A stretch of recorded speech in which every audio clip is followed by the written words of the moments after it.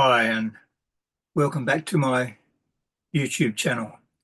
Just been a pleasant hour and a bit with my good friend Lindsay Laurie in the residential care place where he lives at the moment. And you might recall that a few weeks ago I shared some poetry of Lindsay's. He's a really good Australian poet and has written lots of poetry over the years. And we did a bit of an audio recording of him reciting some poems. And I've been in to see him again today. Excuse me. And we had a good yarn, as they say.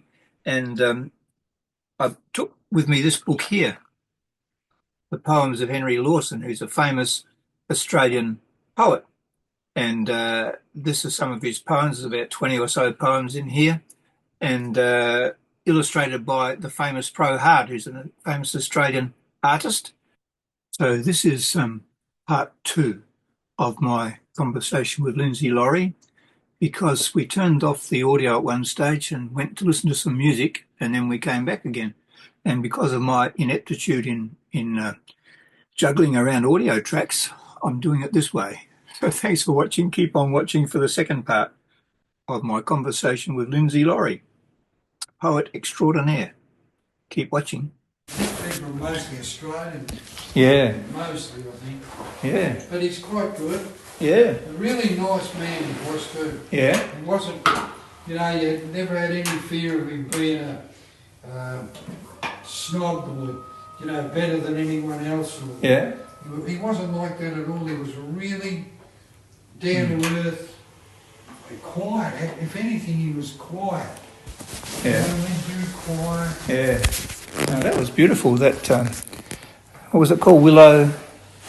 Reedy River, that one. Yeah. You might be able to put, if you can get one off the YouTube. I'll find it. And record it onto your... Let me just look up his name again, see if he's still alive. Martin. Hang on, wait a minute. I've got to find the right spot. Martin, M-A-R-T-I-N? Yeah, Wyndham. W-Y... N-D-H-A-M? N-D-H... Reid. Reid. Oh, here we go. Martin, R-E-A-D. Yeah. Martin Wyndha-Reid. He's got grey hair on this picture here. Oh, yeah, well... Folk Federation. He looks like he's still alive. Here's a picture of him. Oh, yeah, that's him. That's him. Yeah. And so let me just have a look and see what it says here. Excuse me. He's born in 1942, so that makes him... So that makes him 82. Very good, does it? 82, yeah. August 1942. Yeah. So he'd be going on for 83 this year. Yeah. He was born in Sussex, England, and is an English folk singer who was a collector and singer of Australian folk music. Oh, maybe he has died. He lived and worked in Australia from 1958 to 1967 and was subsequently a regular visitor to the country. No, he's still alive according to this. He's age 82. Yeah. There's a picture of him here on tour in Tasmania in 1997. And he was born in Crawley, Sussex. Australian. He's got a website. So, discography. Let's have a look at his discography. I'd put up Martin Wyndha-Reid YouTube. Yeah. Because that's where you're more likely to find something to, He might have one or two songs on the... I found his website. Yeah.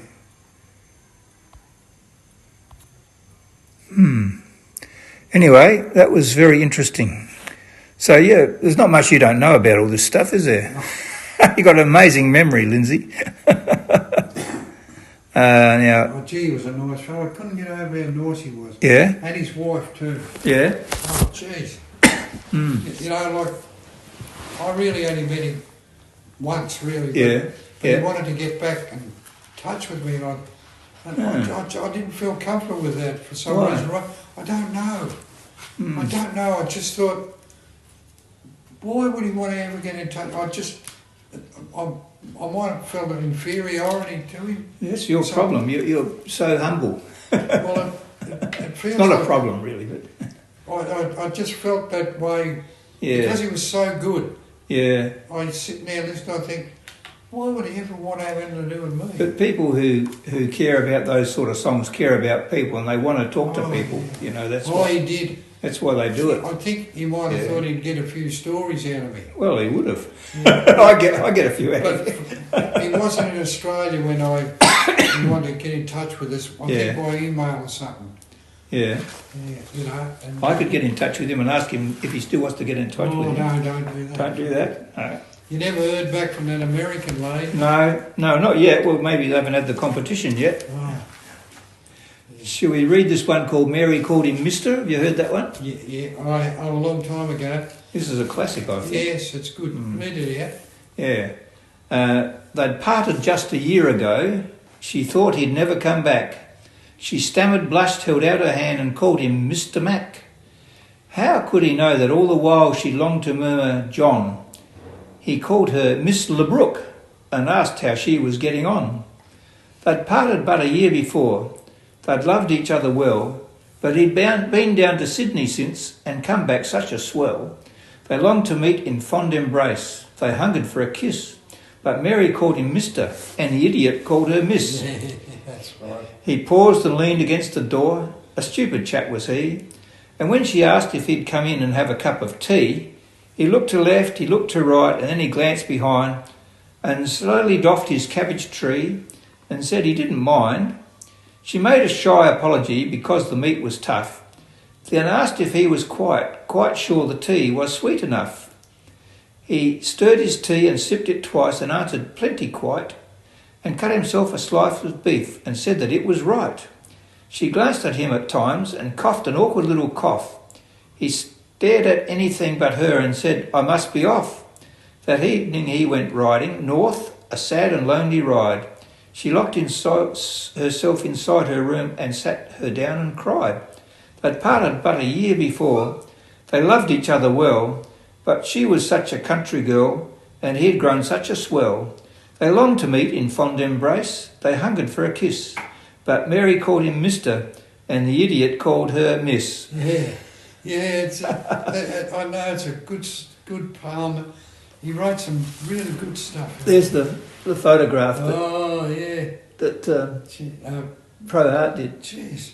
Pretty good, isn't it? Yeah, he's a good artist, wasn't he? A unique Australian artist. Yeah. Australian art, fella down here in room 14. Yeah. He sold up and everything, and he donated these artworks out here. Jeez, they're good. Yeah. Real Australian artworks, It's so different to anywhere else. It is, yeah. And when I might have said to you before, when the original English settlers came out here and they were artists, they tried to paint the Australian bush, but they kept painting it in English setting, and they didn't look like Australia at all. The early paintings they did, because they were trying to encourage people back England to come out here.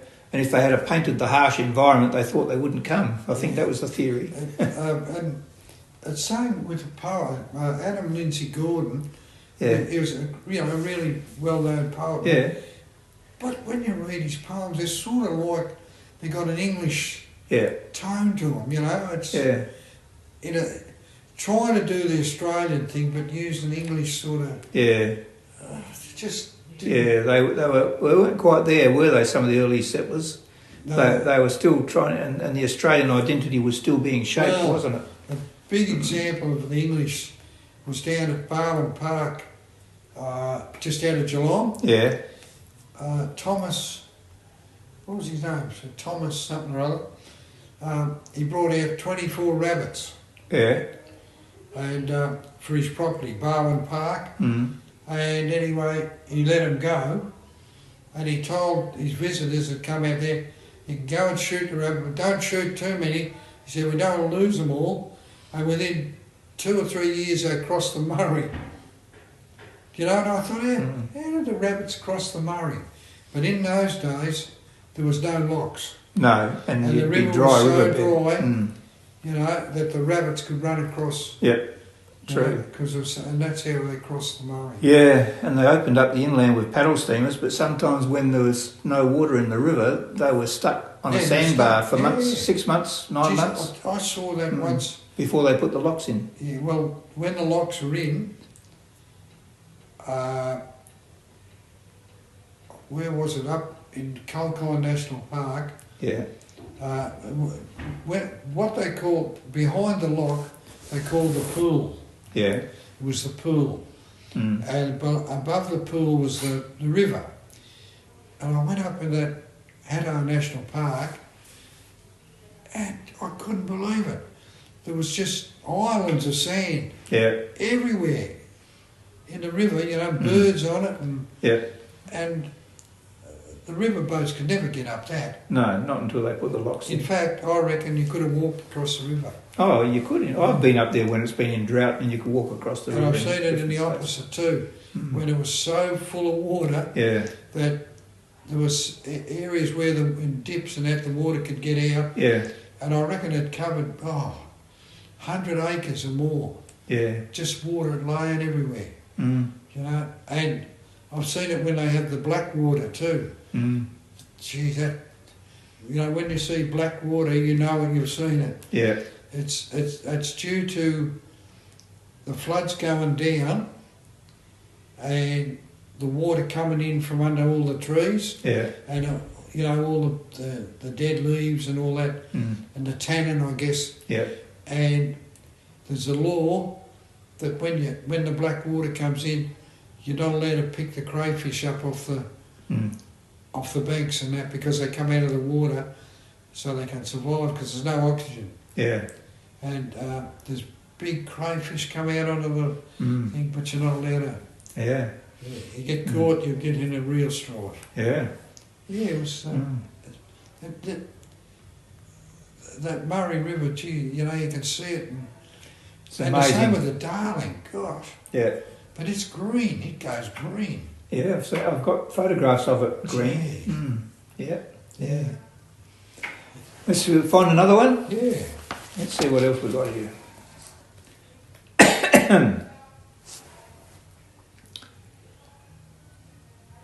The days when we went swimming. I wonder what that's like. We'll give it a go. Yeah, we'll give it a go.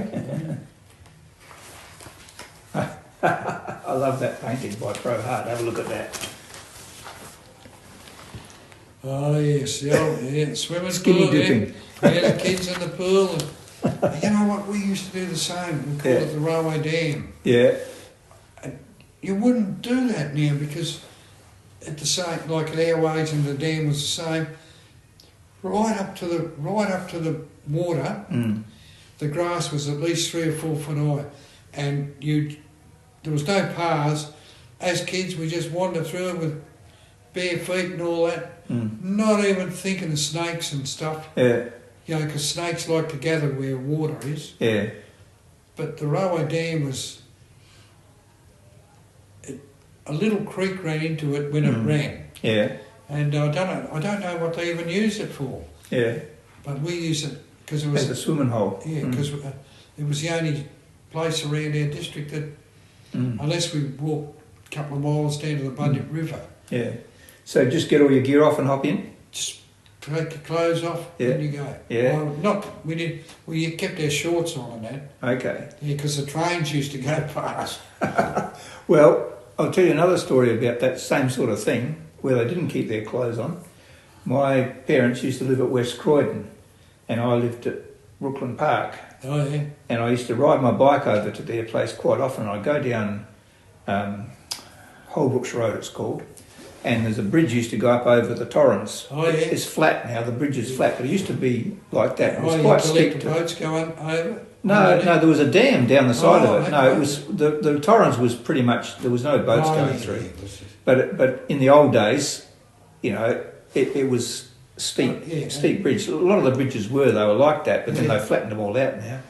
Anyway, just down to the right-hand side, I'd be riding my bike over, and down the right-hand side there was a dam and a slipway sort of thing. They're all cement area with water in there.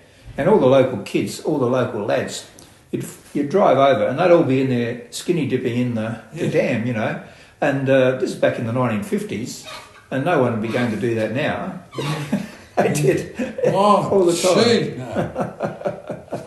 Anyway, let's read this. The days we went swimming. It might tell us a bit about it. Gee. The breezes wave the silver grass waist high along the siding. This could be where you were. I'll start again. The breezes wave the silver grass waist high along the siding. And to the creek we ne'er could pass, 3 boys on bareback riding. Beneath the she-oaks in the bend, the waterhole was brimming. Do you remember yet, old friend, the times when we went in swimming? The days we played the wag from school.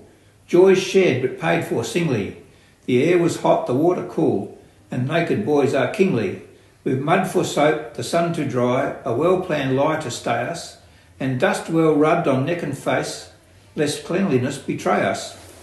And you remember Farmer Kutz, though scarcely for his bounty, he'd leased a 40-acre block and thought he owned the county. That men grew hard and grim in, drew his water from the pool, that we preferred to swim in. And do you mind when down the creek, his angry way he wended, a green hide cart whip in his hand, for our young backs intended. 3 naked boys upon the sand, half buried and half sunning, 3 startled boys without their clothes across the paddocks running. We had some scares, but we looked blank. When resting there and chumming, we glanced by chance along the bank and saw the farmer coming. Some home impressions linger, of cups of sorrow brimming. I hardly think that we'll forget the last day we went swimming. It's classic, isn't it? There's a joke about, these 3 girls that were swimming in a pool. Yeah. And a young bloke turned up and all the girls would get out of here, and carrying on and that there in the water. He said, it's all right, I just come down to feed the crocodile. Oh dear. That's not a true story, is it? No.